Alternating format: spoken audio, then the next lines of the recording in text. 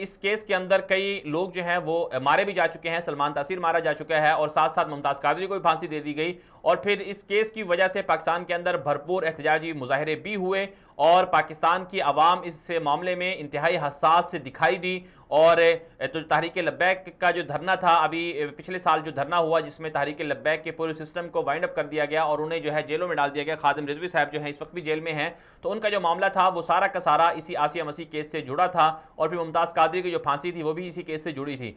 इस फैसले के अंदर आसिया मसीह को रिहा किया था चीफ जस्टिस साकिब निसार ने। सुप्रीम कोर्ट के जो बेंच था उसके अंदर आसिफ सईद खोसा साहब भी थे और साथ साथ जो साबिक चीफ जस्टिस थे साकिब निसार वो भी थे।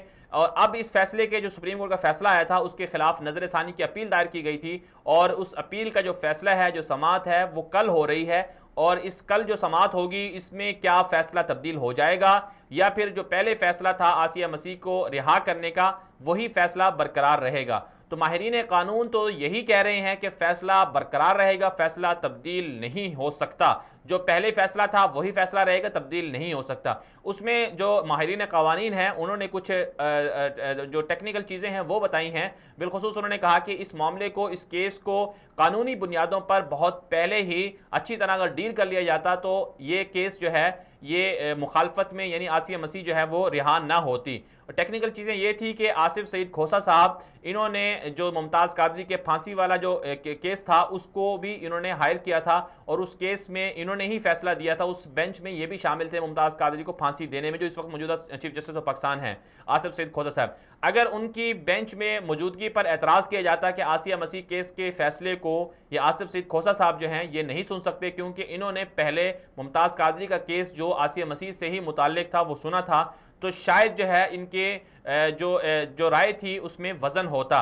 और यही पॉइंट अगर इसमें उठाया जाता नजरसानी की अपील में तो कहा यह जा रहा है कि शायद फैसला तब्दील हो जाता।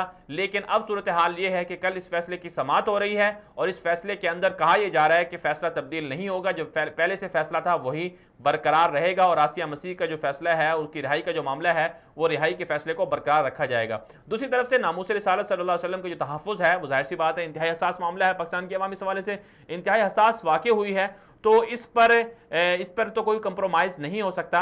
लेकिन नामूस रिसालत सल्लल्लाहु अलैहि वसल्लम का जो तहफ़्फ़ुज़ है वो भी कानूनी बुनियादों पर होना चाहिए, कानून के दायरे के अंदर रहकर होना चाहिए। किसी की जान, माल, इज़्ज़त, आबरू या इसी तरह किसी के नुकसान, धरने वगैरह करना और इस तरह के एहतजाजी मुजाहरे करना कि जिससे लोगों को नुकसान हो वो नहीं होना चाहिए। आईनी दायरे के अंदर रहकर अगर कोई बंदा अपनी कोशिश करता है उसको करनी चाहिए।